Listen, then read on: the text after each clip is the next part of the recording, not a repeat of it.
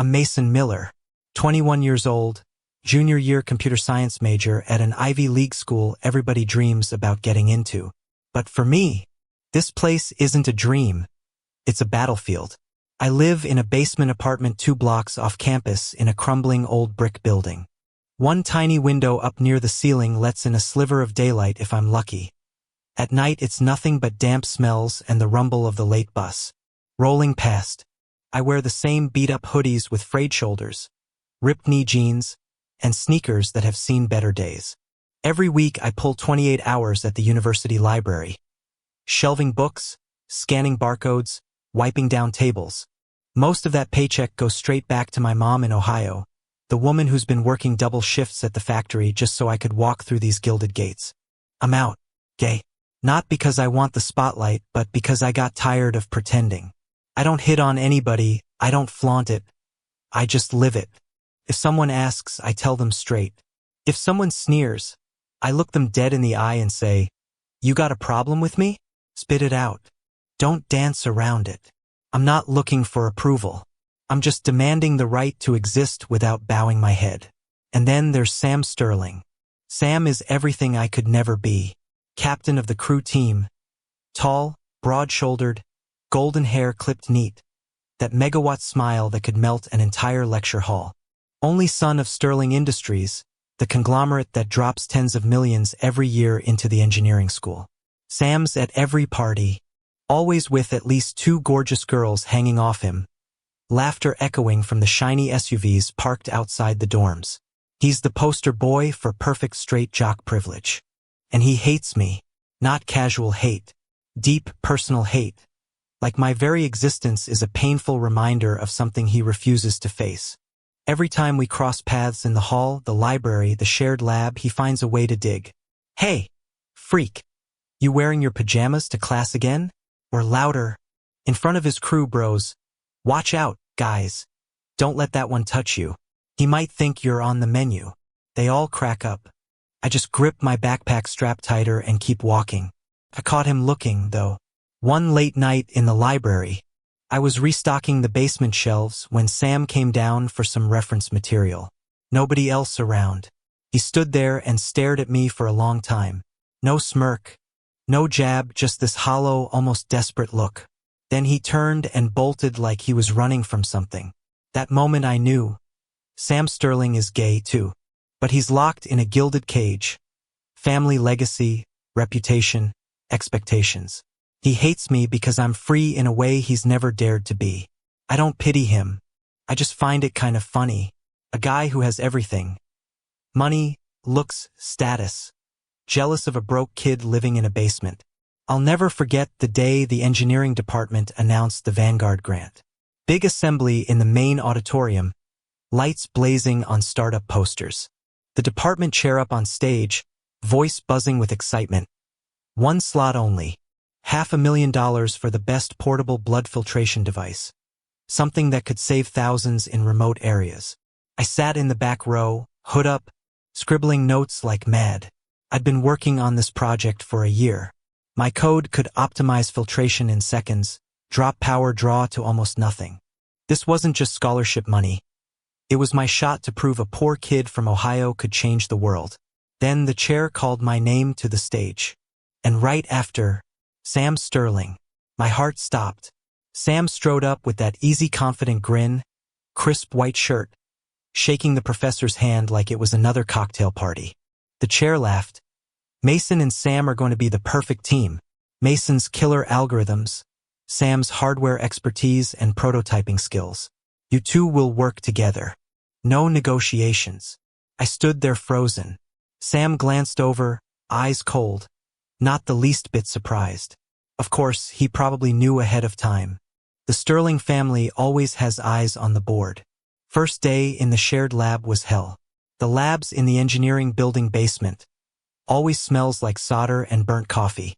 One big workbench, 2 computers, parts scattered everywhere. I got there early, spread out my schematics and laptop. Sam rolled in 15 minutes late. Crew jacket slung over his shoulder like he'd just come off the water. "Well, look at that.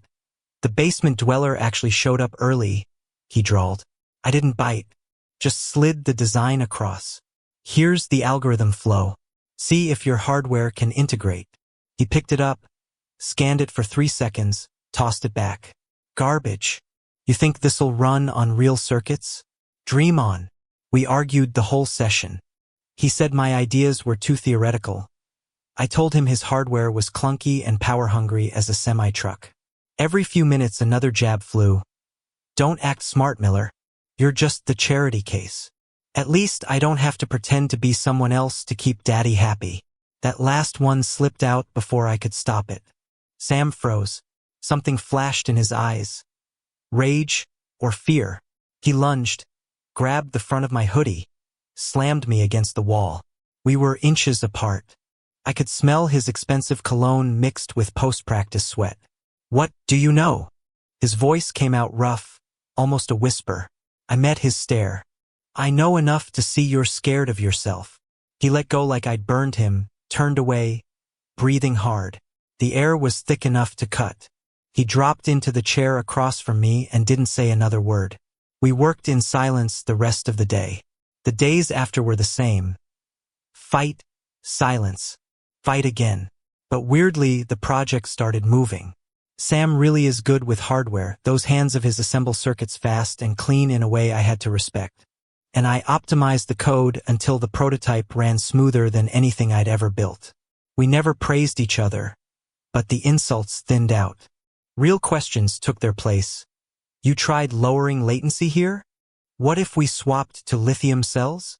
One late night, building empty, just us under the fluorescent lights. I was debugging a stubborn error, brain fried. Sam sat across from me nursing a cold coffee. Out of nowhere he said, "Lo, you're not scared? Living the way you do." I stopped typing, looked up. Scared of what?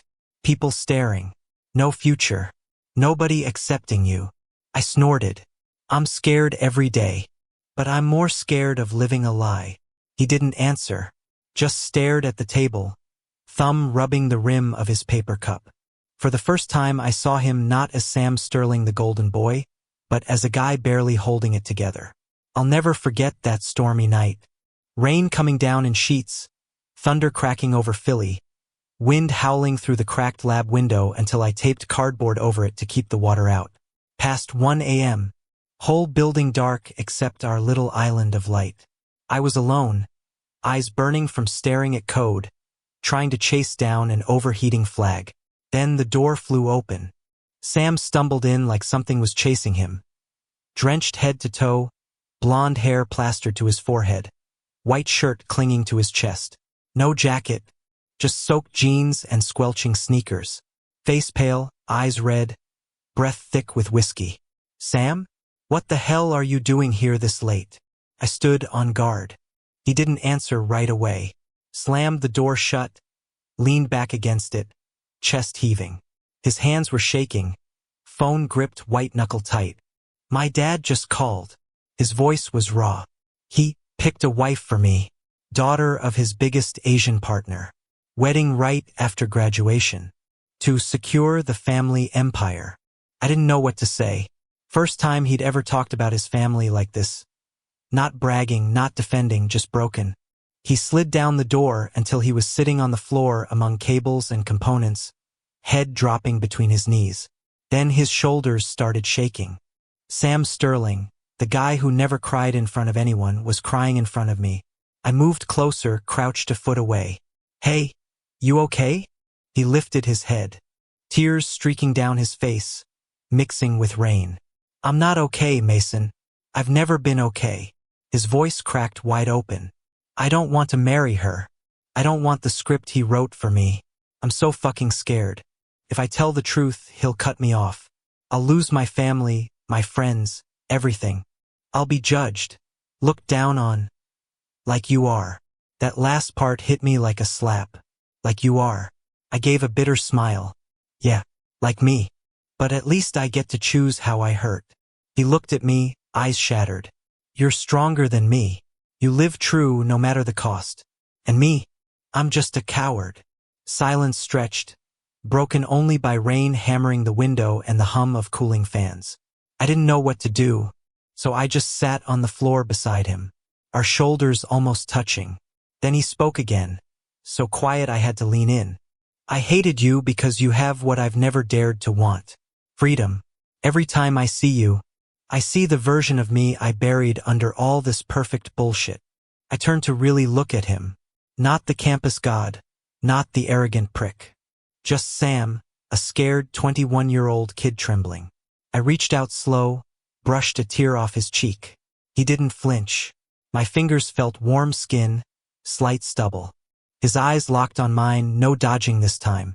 Mason, he said my name soft, no sneer in it for once, and then we kissed. No warning, no words, just everything we'd both been holding back exploding at once. His mouth found mine, desperate, hungry. Salt from tears, bitter coffee I'd been drinking all night, faint whiskey on him. His hands slid to the back of my neck, pulling me closer like he was afraid I'd vanish. Kissed back, fingers threading through his wet hair. It wasn't gentle. It was raw, messy, full of anger and need. We kissed surrounded by tangled wires, under cold fluorescent light, rain roaring outside. It wasn't just a first kiss. It was confession, salvation, the first real breath either of us had taken in years. When we broke apart, gasping, foreheads pressed together, he whispered, "I'm sorry for everything I ever said to you." I gave a shaky smile. "I'm sorry, too, for thinking you were just an entitled asshole." He laughed, real, soft, no performance in it. Then he leaned his head on my shoulder. And we stayed like that a long time while the storm raged outside and the one inside finally quieted. After that night, we weren't enemies anymore. But we weren't a normal couple either. Our love lived in the shadows. Secret, careful, full of held breath. The lab became our only safe place. By day, we were still the reluctant teammates on the Vanguard project. Sam still wore pressed shirts, flashed perfect smiles, shook hands on his way out. I was still Mason in the ratty hoodie, messy hair, hunched over my laptop in the corner. Nobody suspected. Nobody knew that once the door closed and the hallway lights dimmed, we could finally be us. One evening, running final circuit tests, Sam stopped and pulled something small from his jacket pocket, wrapped in plain foil. "Here." His voice was low, almost shy, something I'd never heard from Sam Sterling. I unwrapped it.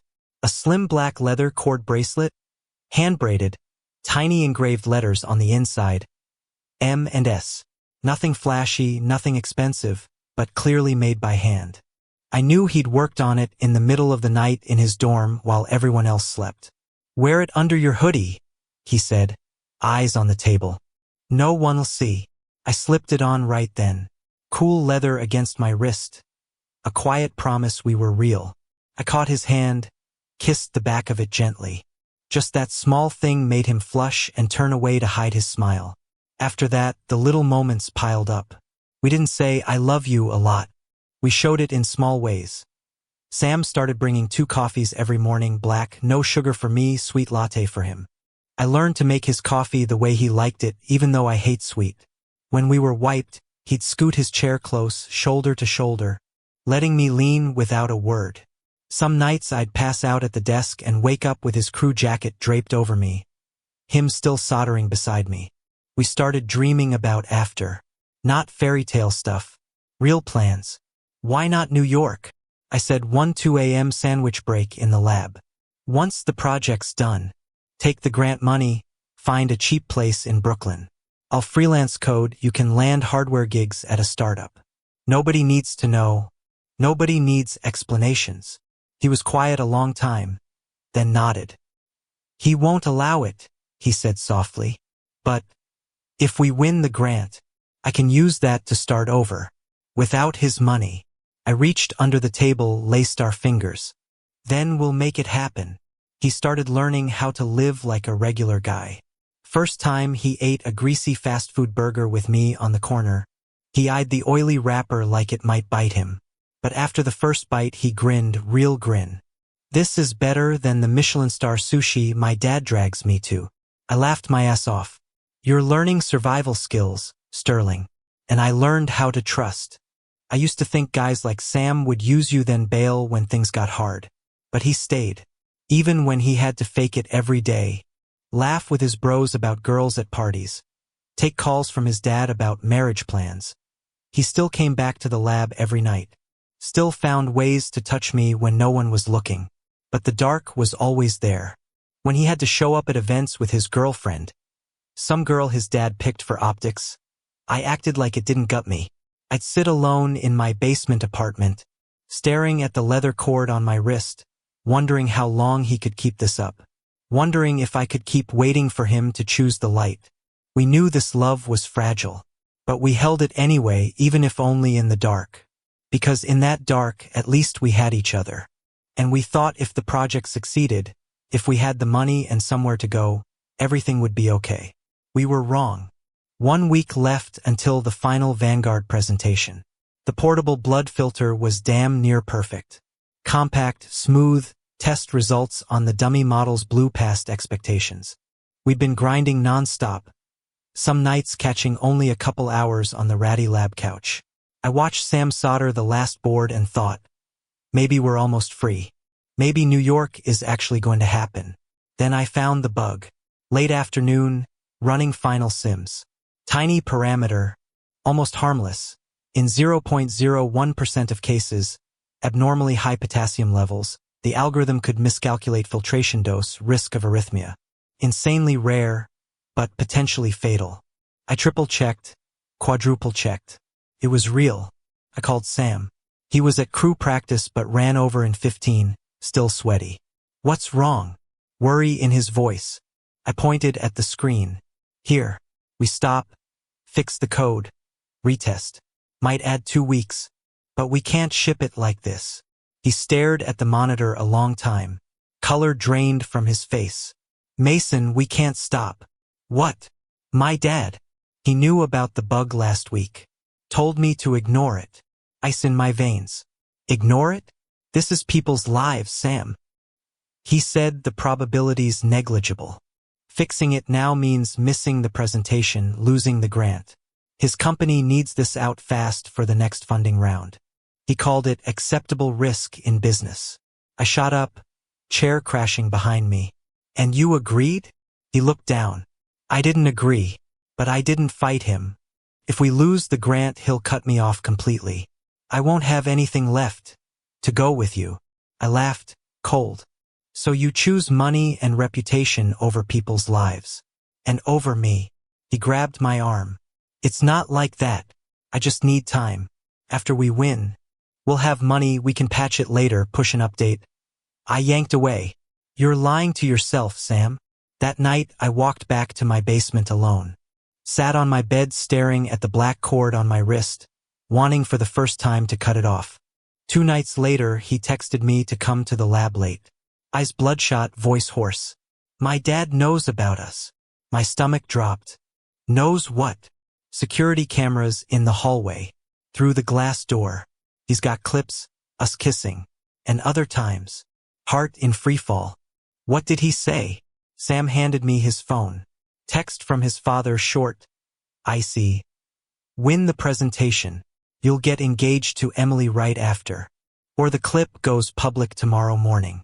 Your little poor boyfriend gets expelled. Career over. And you won't have a dime left.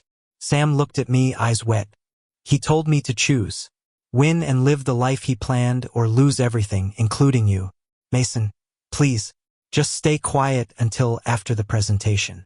Then we'll figure it out. I stepped back. Figure it out?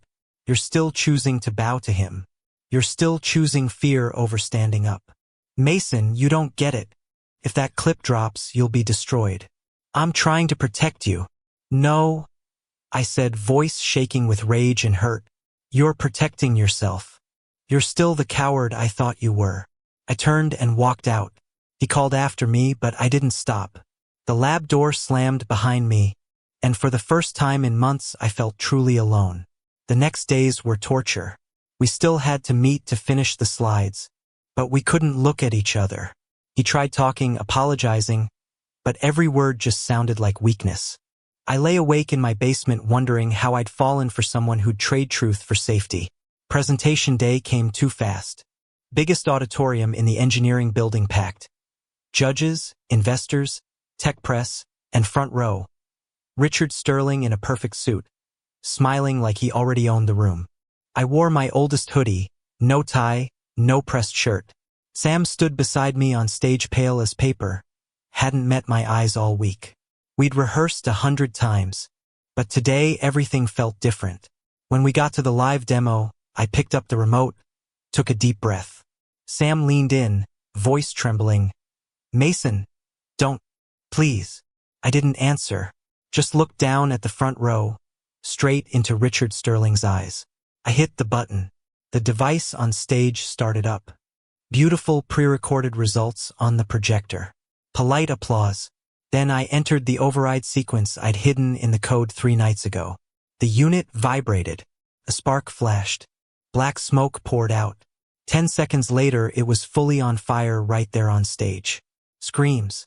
Security rushed up with extinguishers. Alarms blaring.